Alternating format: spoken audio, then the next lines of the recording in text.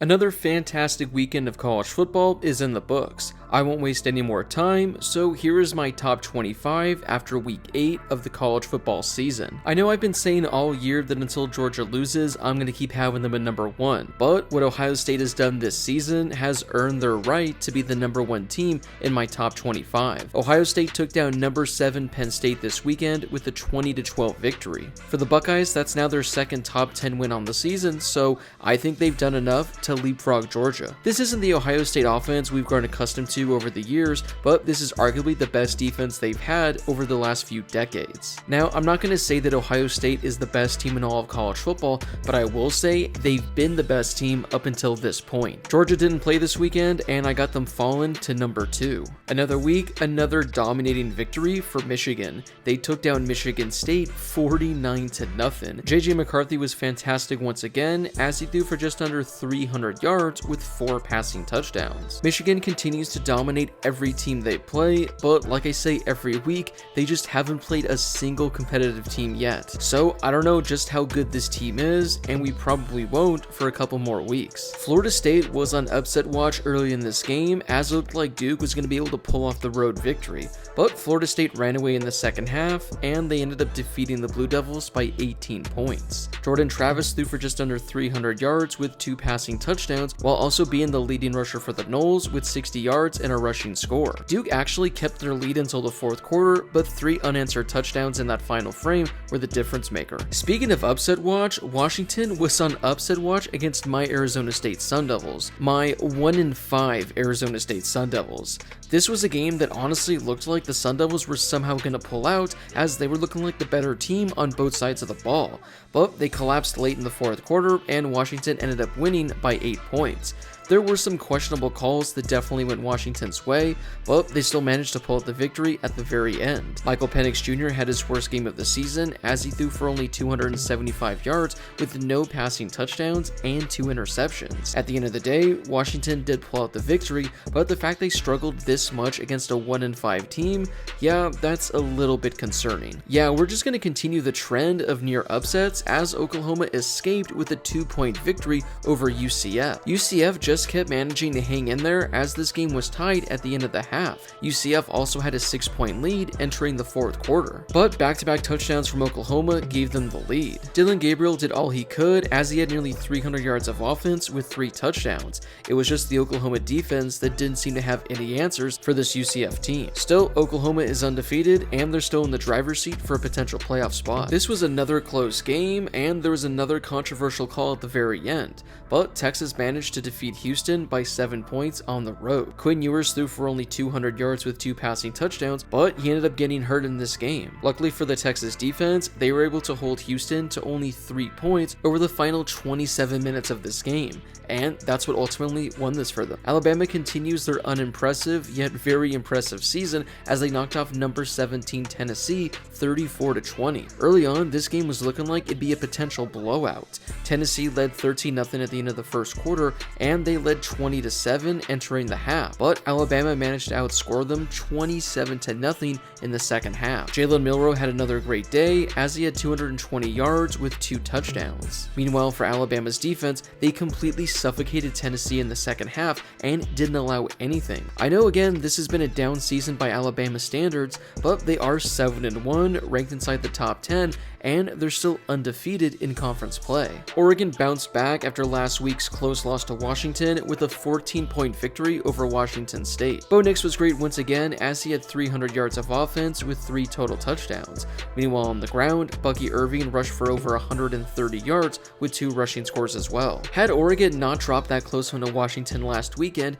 this would be an easy top 4 to 5 team in the country. Oregon State was off this weekend, so here's where I got them ranked. Ole Miss picked up a tough win on the road, as they took down Auburn by 7 points. Jackson Dart did it all for the Rebels, as he had 250 yards of offense and 3 of their 4 touchdowns. The other touchdown went to Quinshad Judkins, who rushed for 125 yards. For the game, Ole Miss held the Tigers to only 10 first downs, including fewer than 300 yards of total offense. It's been a weird season for Utah, as they've been a team I've consistently talked about as being a very underwhelming team, but they went on the road and knocked off number 18 USC 34-32. Bryson Barnes threw for 230 yards and had 3 passing touchdowns. He also added 60 yards on the ground with a rushing score as well. This was a crazy back and forth game that honestly could have gone either way, but Utah managed to pull out the victory at the end with a game-winning field goal, including a very epic final drive. I know the Utes are missing a lot of their talented pieces this year,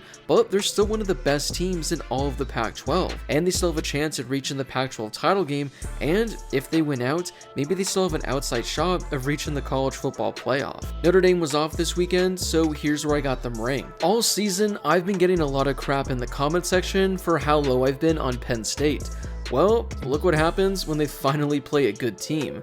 The Nittany Lions fell to Ohio State by 8 points. This actually was a 14-point loss as they scored a meaningless touchdown with only 30 seconds remaining. Defensively, Penn State did enough to win this game. It was what they did on offense that was really disgusting. I mean, this is an offense that is just horrible. Drew Aller is not a good quarterback, and the rushing attack between Nicholas Singleton and Katron Allen has been very underwhelming this year. This is not an offense that's going to win Penn State that many games against good competition. Sure, they'll beat up on all the bad Big Ten teams, but when Penn State has to play the top dogs, look what happens. Before I get to the rest of my rankings, I'd like to share with you guys how you can win money and make the college football season even more exciting. I've partnered with Underdog Fantasy to bring you this amazing deal. If you download the Underdog app and use promo code Harris, they'll match your first deposit up to $100. Yep, they're giving you $100 of free money. I've had a lot of success this season with college football and the NFL, and you can do the exact same with Underdog Fantasy. So make sure to use promo code Harris for a 100% deposit match up to $100. You can also sign up using the link in my description as well. LSU dominated Army, winning 62-0. Jaden Daniels threw for 300 yards with 3 passing touchdowns as he only needed to play the first half. Meanwhile on the ground, the Tigers rushed for 200 yards with 4 rushing scores. Missouri continues their impressive start to the season as they dominated South Carolina, winning by 22 points. Brady Cook was great once again as he had over 250 yards of offense with 2 touchdowns. Cody Schrader continues to be one of the best running backs in the SEC and all of college football as he added 160 yards on the ground with 2 scores. James Madison is one of only a handful of undefeated teams remaining as they move to 7-0 with an 11-point victory over Marshall. It's been an impressive transition to the FBS level, and it's really stupid that James Madison isn't in the running to get a New Year's 6 bid. Since they moved up to the FBS level, they're ineligible to be in a bowl game this year, even if they finish the season 13-0. So, justice for James Madison. Speaking of undefeated teams, Air Force moved to 7-0 with their 11-point victory over Navy. Overall for the game, Air Force had only 8 first downs and went 1 of 13 on third downs, but they did enough as they dominated this game on both sides of the ball. I mean, overall, they held Navy to only 22 rushing yards. They only held them to 100 passing yards as well and only 10 first downs. Wouldn't that be something if Air Force was the team that gets the New Year's 6 bid for the group of 5s? Tulane picked up another win as they knocked off North Texas by 7 points. Michael Pratt had himself quite the day as he had just under 300 yards of total offense with 4 total touchdowns. He did all he could for the Green Wave, and it was enough in this close victory. Louisville was off this weekend, so here's where I got them ranked. It was looking like Duke was going to pull off the upset and climb back up the rankings, but they fell to Florida State by 18 points. Riley Leonard tried to give it a go, but he just wasn't healthy enough, and he wasn't all that great. Jaquez Moore did all he could on the ground as he rushed for over 100 yards with a rushing score, but this Duke offense was just too quiet to pull out the victory. UCLA dominated Stanford 42-7. Ethan Garbers got majority of the work as he threw for 240 yards with 2 passing touchdowns. He also added 50 yards on the ground as well. It's still been a solid season for UCLA considering they're ranked inside the top 25 and have only 2 losses, but it's been the question marks at the quarterback position that have really hurt them. Hopefully for the Bruins, they found the answer in Ethan Garbers. This loss honestly should have knocked North Carolina out of the top 25, but I barely got them in. They fell at home by 4 points to a 1-5 Virginia team. Entering this game, the only win that Virginia had on the season was to William and Mary. Outside of that, they lost their other 5 games when they played actual opponents. I mean, North Carolina was a 24-point favorite. This is one of the biggest upsets we've seen all season. The crazy thing is, they did all they could offensively to win this game. Drake May threw for 350 yards with 2 passing touchdowns while adding a touchdown on the ground as well. It's just that North Carolina's defense really blew this one for them. They allowed Virginia to have nearly 450 yards of total offense, and they allowed them to control the game with over 37 minutes of possession. North Carolina was looking like a potential playoff sleeper, but after this loss, I see no way they're able to get there. Florida didn't even play this weekend, but they crack into my top 25. Closing out my top 25 is Tennessee, who fell to Alabama by 14 points. Like I mentioned earlier, it was looking like Alabama was going to be on upset watch as Tennessee led this game by 13 points entering the second half. But that's why you play 2 halves, because Tennessee was outscored 27-0 the rest of the way. Joe Milton had one of his best games of his career as he had over 330 yards of offense with 2 touchdowns. He did all he could for Tennessee to win this game on offense. It's just that Tennessee's defense completely forgot how to play football in the second half. Still, I think this is a really solid team. That's why I got them hanging around my top 25. Those are my top 25 teams after week 8. Was there a team I had ranked too high or a team I had ranked too low? Or was there a team that didn't crack my top 25 that should have been in here? Whoever it is, let me know in the comment section down below. Before you leave, don't forget to hit that subscribe button and turn on those notifications if you're new to my channel.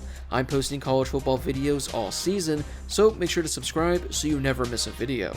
Also, don't forget to drop a like on this video as well. It helps out with that YouTube algorithm, and it helps share the video with more college football fans. Plus, it only takes a second to do.